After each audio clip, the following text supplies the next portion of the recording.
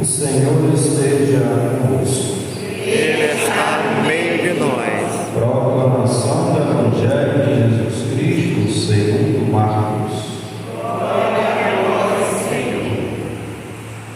Naquele tempo, Jesus tomou consigo Pedro, Tiago e João e os levou sozinhos a um lugar à parte sobre a alta montanha e transfigurou-se diante deles. Suas roupas ficaram brilhantes e tão brancas como nenhuma lavadeira sobre a terra poderia alvejar. Apareceram-lhe Elias e Moisés e estavam conversando com Jesus. Então Pedro tomou a palavra e disse a Jesus: Mestre, é bom ficarmos aqui. Vamos fazer 3 tendas, uma para ti, outra para Moisés e outra para Elias. Pedro não sabia o que dizer, pois estavam todos com muito medo. Então desceu uma nuvem e o cobriu com sua sombra, e da nuvem saiu uma voz: Este é meu filho amado, escutai o que ele diz. E de repente, olhando em volta, não viram mais ninguém, a não ser somente Jesus com eles. Ao descer da montanha, Jesus ordenou que não contasse a ninguém o que tinham visto, até que o Filho do Homem tivesse ressuscitado dos mortos. Eles observaram esta obra, mas comentavam entre si o que queria dizer ressuscitar dos mortos. Palavra da salvação. Glória a vós, Senhor. Vamos sentar.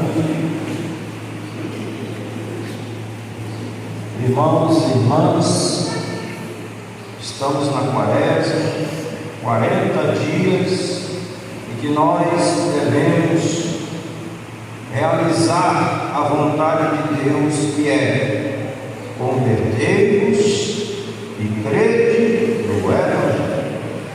Quando recebemos a ensina, foi isso que o Senhor colocou em nosso coração: converter-vos e crede no Evangelho. Para que haja conversão é preciso mudanças. Para que haja conversão é preciso exercitar as virtudes. Para que haja conversão é preciso orar, jejuar e praticar a caridade. Ali vemos 3 pilares da Quaresma: oração, jejum e caridade, ou esmola. Estão pregados naquele galho seco, representando o grande deserto que vamos passar. 40 dias de deserto. E nesse deserto precisamos cumprir aquilo que Deus nos propõe na campanha da fraternidade. Vós sois todos irmãos e irmãs. Tenham amizade uns com os outros. Fraternidade e amizade social. Mas para que tudo isso se realize, é preciso exercitar a nossa fé. E hoje temos uma figura na primeira leitura que nos chama a atenção: Abraão, que é considerado o pai da fé. Abraão, ele é chamado por Deus: Abraão, Abraão. E Deus nos chama. Não só Abraão, todos nós somos chamados por Deus nesse deserto. Para quê? Abraão foi chamado para ser provado por Deus. Nós também nesse deserto somos chamados para ser provados, passar por provações na fé. Você quer demonstrar que tem fé? Deus vai provar a nossa fé. A provação é diferente de tribulação, gente. A provação é Deus que nos prova. Deus quer ver a nossa fé. A tribulação somos nós que criamos. Se duas pessoas brigam, já existe uma tribulação aí. Já não compreenderam que somos todos irmãos. Aí brigam, discutem, criam problemas para o outro, aí começa a gerar tribulações. Mas Deus nos prova.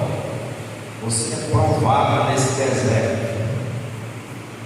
E a sua aprovação vem de situações difíceis.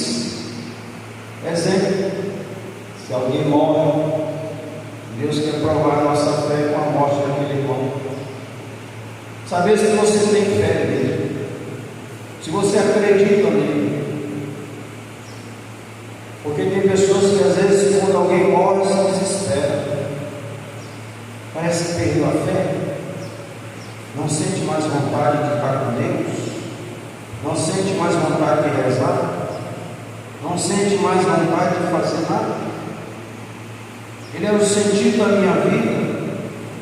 Ele era a pessoa que eu mais amava. Morreu. E Deus quer provar a nossa fé em situações como essa, de perda, de dor, de sofrimento. E aí que você tem que demonstrar a sua fé.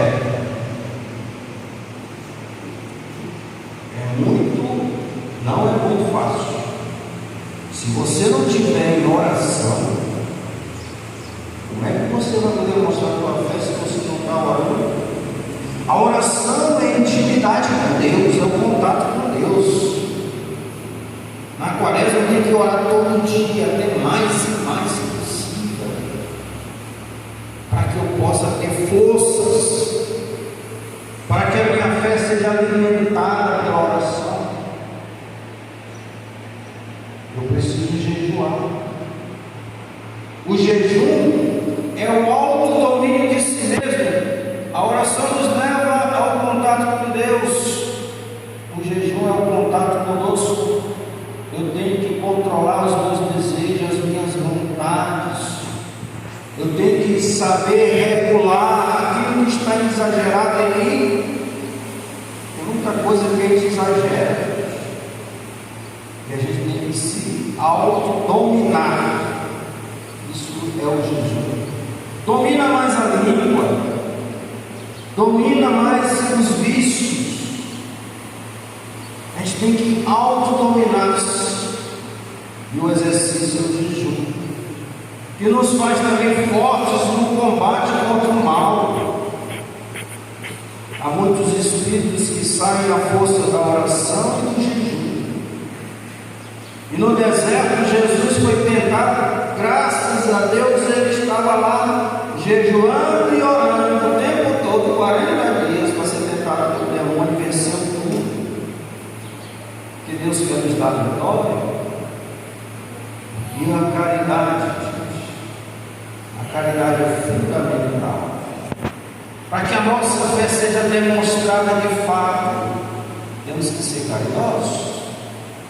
Amar o irmão, perdoar, fazer aquilo que Jesus fez, amar como Jesus amou, como diz a música, sonhar como Jesus sonhou, pensar como Jesus pensou, viver como Jesus viveu. Essa é o nosso espelho. Nós somos imagem e semelhança desse Deus. Abraão foi provado na fé, e Deus fez uma provação brava. Eu quero que você ofereça o teu filho único em holocausto a ser sacrificado a mim. Naquela época existiam povos pagãos que sacrificavam crianças aos seus falsos deuses. Você imagina a cabeça de Abraão? O que ele estava pensando? Será que isso é de Deus mesmo? Sacrificar meu único filho? E ele ele ouviu a voz de Deus, a mesma voz que ele sempre ouvia: vou sacrificar. Levou o filho, chegou na montanha, e quando ele sobe a montanha para ter um encontro com Deus, toda vez que a gente vê essa frase na Bíblia: subiu a montanha para orar, subiu a montanha para falar com Deus, é um momento de oração. E lá ele ia sacrificar o único filho a Deus.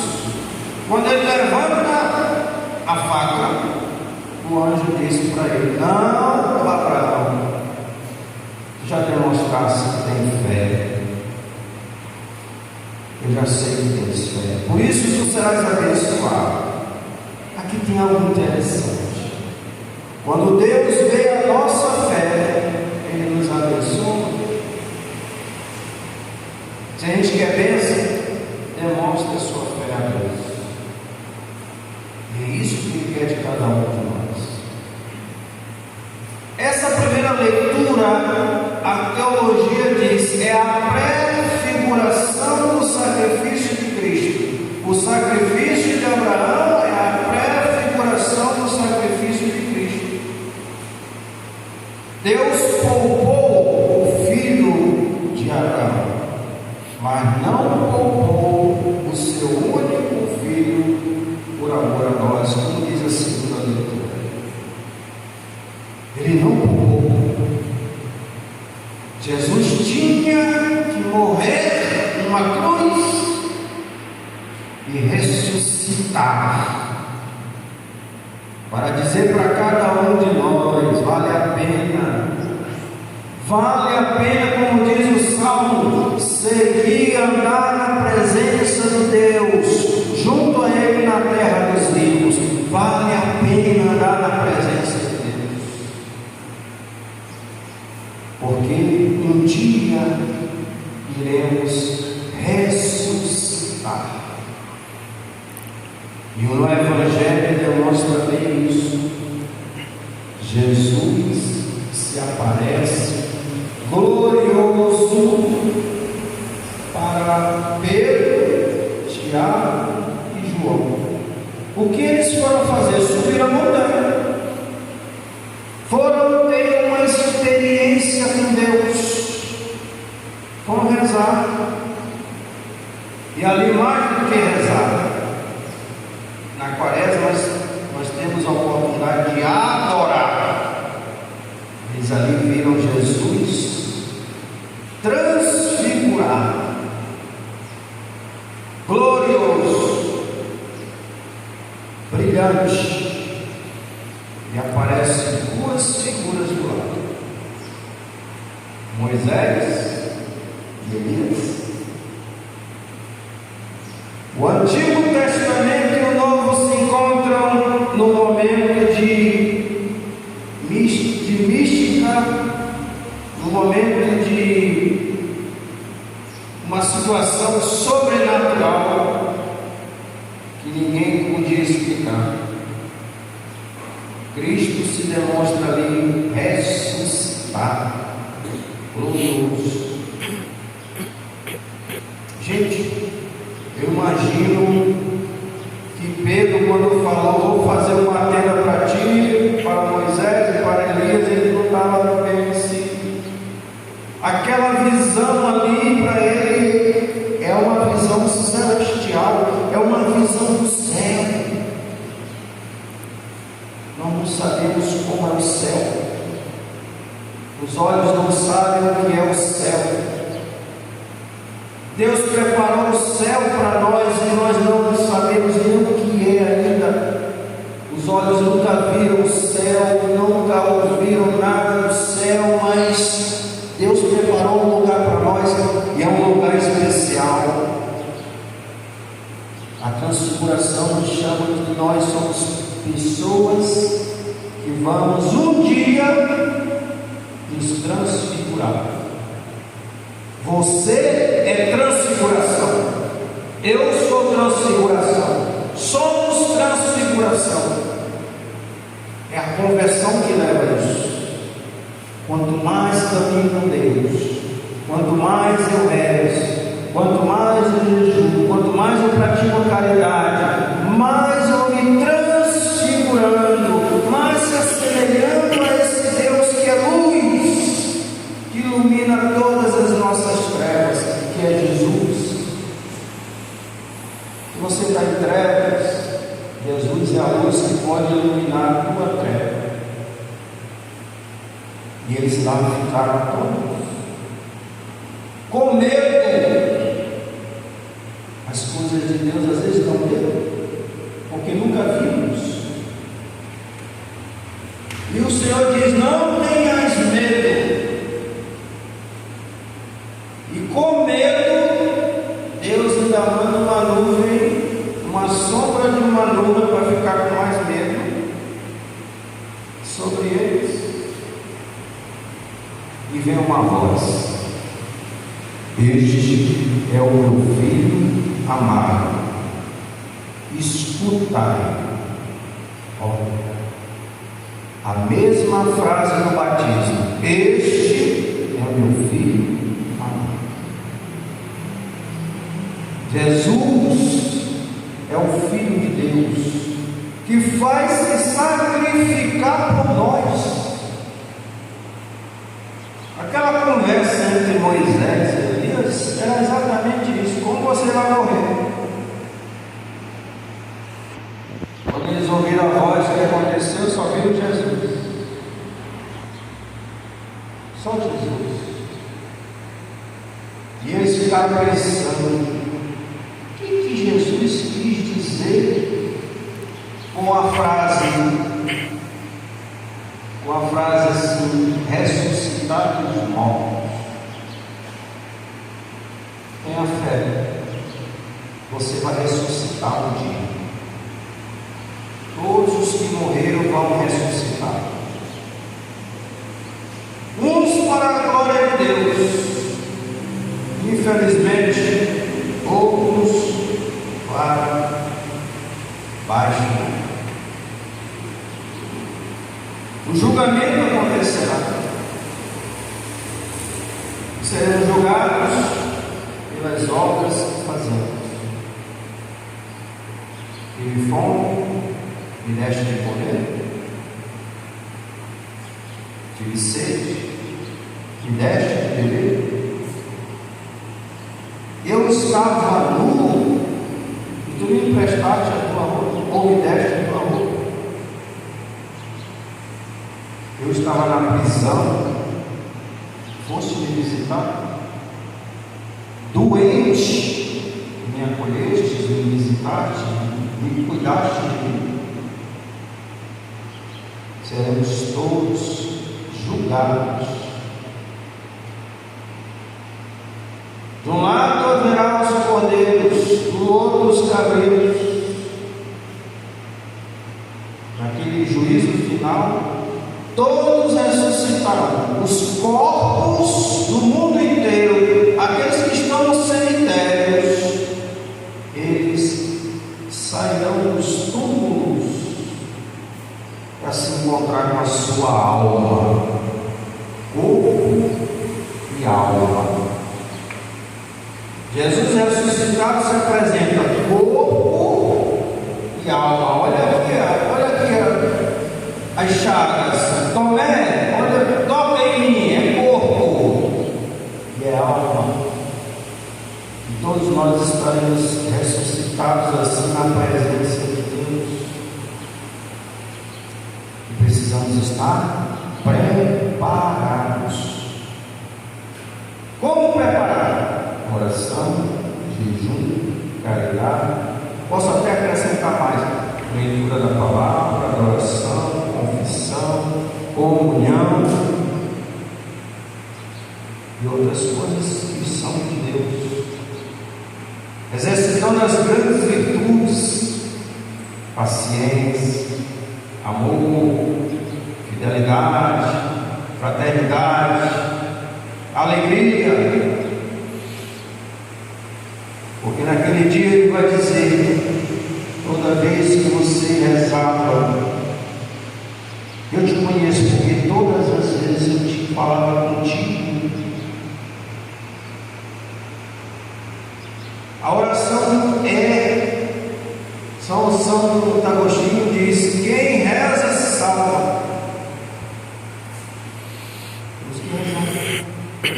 Intimidade com Deus. Às vezes nós estamos cheios de problema, gente, problema mesmo. E às vezes a gente fica perguntando: o que é que eu vou fazer? Não faça nada, ore, apenas ore. Deus quer ver a tua fé, não tente resolver. Ninguém aqui tem poder de resolver os problemas, as dificuldades da vida. Deus tem. No tempo dele ele resolve. Mas ele quer ver a nossa fé. Ele quer ver se você tem fé nele. E por isso passa por dificuldades, por problemas. Para mim ser paciente, eu preciso de gente que me atasa a minha vida para eu ser paciente.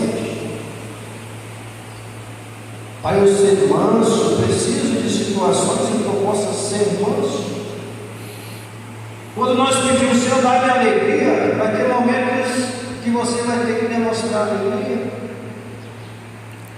E às vezes a gente não percebe que Deus está perto de nós, agindo na nossa vida para que essas virtudes se revelem como uma forma de demonstrar a nossa fé. Eu tenho fé em Jesus, mas na primeira dificuldade eu largo Jesus. Quem tem fé em Jesus enfrenta as barreiras, enfrenta as situações, não fica caído, ele se levanta, ele continua o caminho, porque você é transfiguração, você um dia vai ressuscitar, e tudo concorre para aqueles que amam a Deus. Qualquer situação que parece ruim, quando você tem Deus, não é. Você é luz, você é batizado, a luz de Cristo está em você. Na tua casa você tem que ser luz, para iluminar aqueles da tua casa que estão em trevas, sem julgar, sem condenar, sem fazer comentários errados. Somos todos irmãos. Tem irmãos que estão seguindo Jesus e tem irmão que não está. Mas ore por aqueles que ainda não conhecem Jesus na tua casa. Um dia eles vão conhecer. Mas não fique: ah, meu Deus, eu estou na igreja, esse daqui não está, esse está vivendo isso. Reze, reze, reze. A solução está na oração, não na murmuração. A murmuração é a ladainha do encardido. Temos que rezar. Então, qualquer situação, oração. Às vezes as pessoas chegam e dizem: ah, a minha situação está assim, reza. É o diabo que vai resolver. Não é o padre que vai resolver. É Cristo. É Ele que vai resolver. Tenha fé, acredite.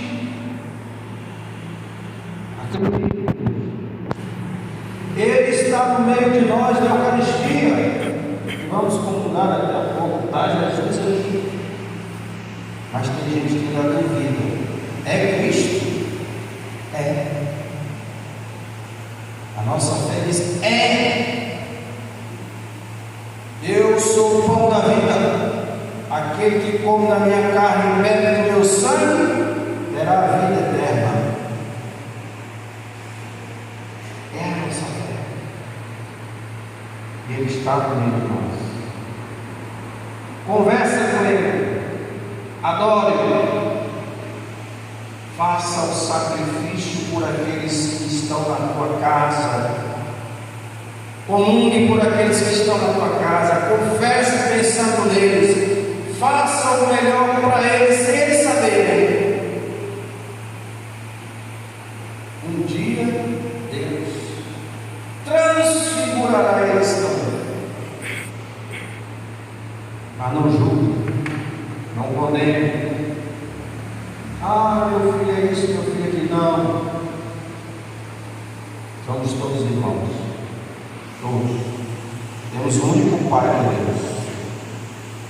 E Ele nos deu um Filho para que Ele se torne Pai para nós, Jesus Cristo. Não fale com Jesus, converse com Ele, não desanime. Nada está perdido. Para o cristão, qualquer situação difícil é um momento de alegria. Sentiremos santos da igreja. Tinham problemas e mais problemas, perseguições e mais perseguições. Alegrai-vos sempre no Senhor. Quando vos injuriarem, perseguirem, maltratarem, fizerem qualquer coisa por causa de mim, alegrem-se. Isso exige exercício espiritual, oração, jejum, caridade, oração, jejum, caridade, leitura da palavra, se abastecer de Deus, alimentar o Espírito que está em nós, o Espírito Santo, com todas essas práticas, deixar que o Espírito age em nós. Somos transfiguração. Basta querer. Nessa quaresma já pode começar. Reza, reza, reza. Jejua. Quem sabe jejuar aí? Quem não sabe, levante a mão. Pode ter medo. Quem não sabe jejuar? Todo mundo sabe. Não vou precisar ensinar, né? Todo mundo sabe jejuar. Vou ensinar assim mesmo, porque nós estamos jejue assim. Oração, uma hora vou ensinar aqui a hora para o jejum da igreja, para você jejuar bem. Primeiro, se você tem problema de saúde, não jejue. A igreja recomenda esse problema grave, você precisa se alimentar, não jejue. Jejum não é passar fome, como muitas pessoas pensam, não é passar fome. Jejum de preferência na sexta-feira, toda sexta é para a gente jejuar. Não só na quaresma, no ano todo, toda sexta. Café da manhã, nem parece jejum esse jejum da igreja, mas é forte. Café da manhã, do jeito que você toma, sem problema. Almoço, e se tiver que jantar, o lanche. Substitua o jantar pelo lanche. Se for o almoço, substitua o almoço pelo lanche e jante. Um dos dois tem que ser substituído pelo lanche. E ofereça o teu almoço ou tua janta para alguém que precisa. Nesse dia de jejum. Tem que ter propósito. Eu vou jejuar pela conversão da minha família. Eu vou jejuar pela cura de alguém, de uma doença, pela conversão, pela igreja eu vou jejuar. E durante o café e o almoço, não pode comer nada.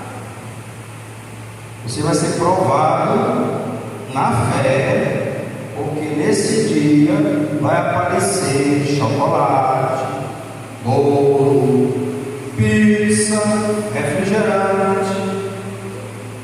Não é fácil não. Parece que é o dia que todo mundo quer dar o melhor para nós. E você não pode. Almoça e depois só um lanche à noite. Lanche bem leve. Em um intervalo de um e outro, reza um rosário, vá adorar o Santíssimo Sacramento, vá para a Santa Missa, e assim tua sexta-feira será uma sexta-feira santa. Você vai se sentir leve. O jejum nos dá saúde, porque uma das consequências da falta de jejum é a obesidade. Por isso que muita gente é obesa, porque não para de comer, né? E a gente tem que dominar isso, dominar os vícios. Então na sexta-feira fala pouca fofoca, por favor. não fale mentiras, não julgue, não condene. Tenha um comportamento diferenciado. Os da tua casa vão até estranhar. O que aconteceu? Não está comendo mar, que é bom, não quer uma pizza, não quer nada. E tu não diz nada, porque é secreto, hein? Jejum é secreto. Todos os três aqui é secreto. Oração, jejum e caridade. Tudo secreto. Ninguém tem que saber. E você vai combater ali aquilo que você é apegado, aquilo que você gosta, você vai combater dentro de você. E você vai ver que aos poucos você vai ficando mais leve, vai controlando mais a gula, não vai tendo mais aquela vontade de comer demais. Rapidinho você fica magro. Solução para quem quer emagrecer: jejum. Só coma o necessário nos horários certos. Você só é todo o que você come: café, lanche, depois um outro lanche no almoço, outro lanche aí jantar, outro lanche de dormir e meditar. Mas você regulando isso, você fica mais equilibrado, mais forte. Porque jejum e oração em carreira não tem ação. Não pode atingir nem você, nem a sua família. Tem alguém lá que está querendo, que tem luz, que ilumina toda a casa. Amém? Agora aqui está uma catequese sobre jejum. Tem vários outros, mas esse é o mais fácil. Não vou dizer os outros que é mais difícil, quem sabe depois. Vale esse passo mais fácil que tem que fazer. Amém? Louvado seja o nosso Senhor Jesus Cristo. Sempre seja louvado.